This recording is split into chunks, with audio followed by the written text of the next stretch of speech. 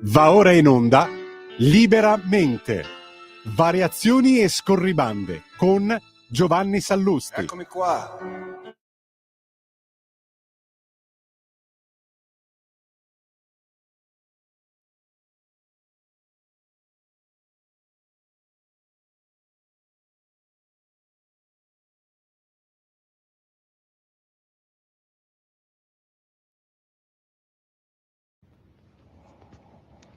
Buongiorno a tutti e bentornati a Liberamente, variazioni e scorribande qui su Radio Libertà. Stamattina mi sento di lanciare un appello davvero sincero che potremmo intitolare Salvate il soldato Rampini.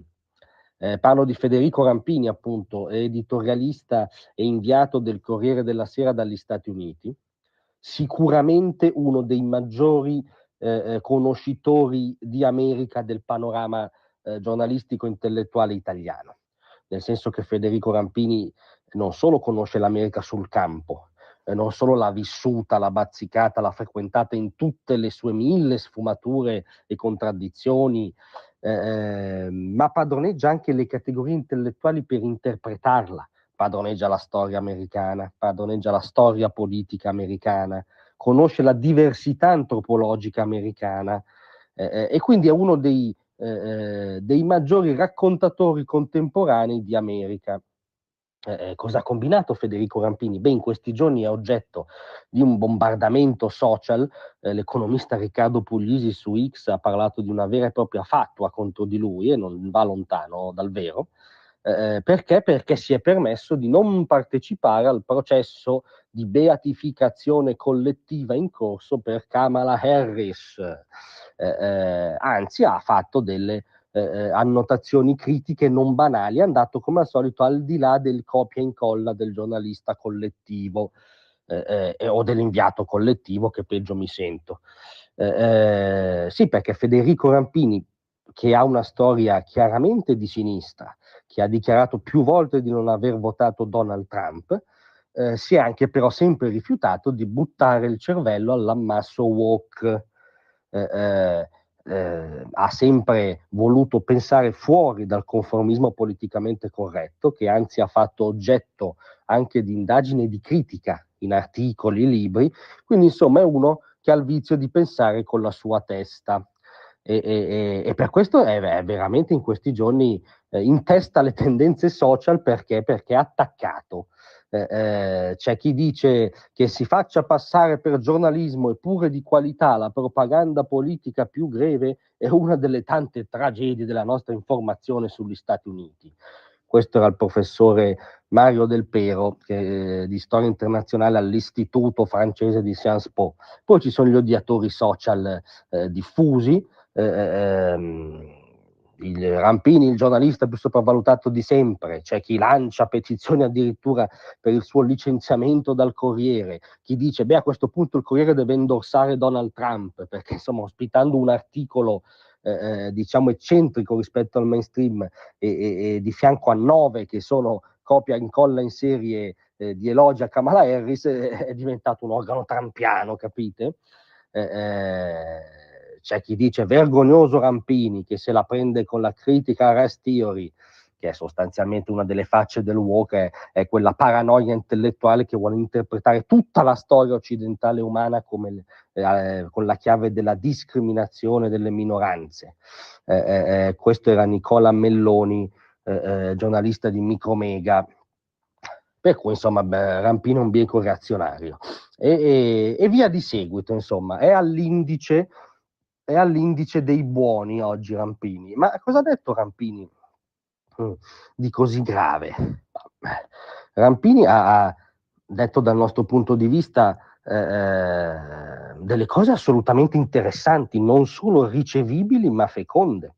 Per esempio ha detto che Kamala Harris è stata spesso più attenta a criticare l'America che non a esaltarla come terra di opportunità, ma la storia dei suoi genitori, quindi la sua, è segnata dai benefici della meritocrazia, non dai danni del razzismo.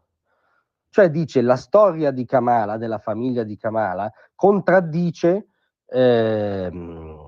i luoghi comuni che lei incarna, contraddice tutto questo armamentario woke, perché è andata diversamente nella realtà, perché l'America dà opportunità e riconosce il merito. Non mi sembrano delle cose particolarmente reazionarie o strambe.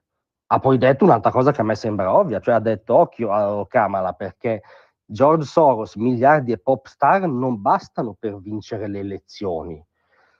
Deve rapidamente diventare capace di parlare agli operai del Midwest.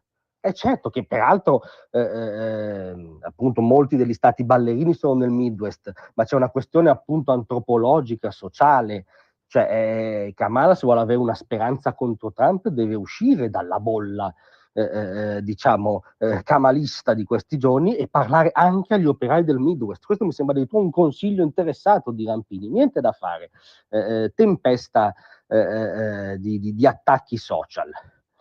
Ha detto anche Rampini, Kamala Harris ha un problema, la sua California è cresciuta politicamente in California, una bolla dove quasi tutti la pensano allo stesso modo, una bolla che non corrisponde all'America.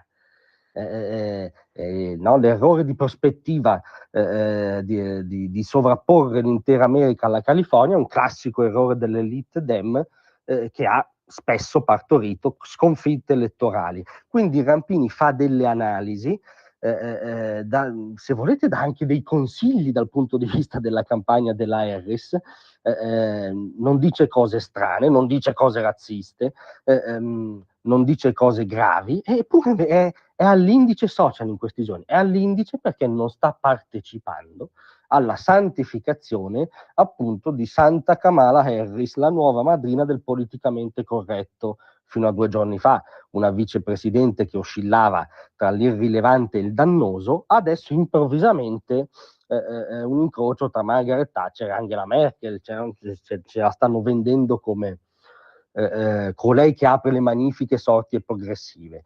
E Rampini dice, occhio alle magnifiche sorti e progressive, guardate nelle fabbriche del Midwest, guardate nella pancia dell'America profonda, smettetela di bombardare l'America, di attaccarla come quello che non è sostanzialmente. Ricordatevi che è una terra delle opportunità. Beh ragazzi, se non si può dire neanche più questo, siamo veramente al sovietismo intellettuale accompagnato dalle squadracce social. Noi non ci stiamo e diciamo forte e chiaro: salvate il soldato Rampini. Grazie a tutti, vi aspetto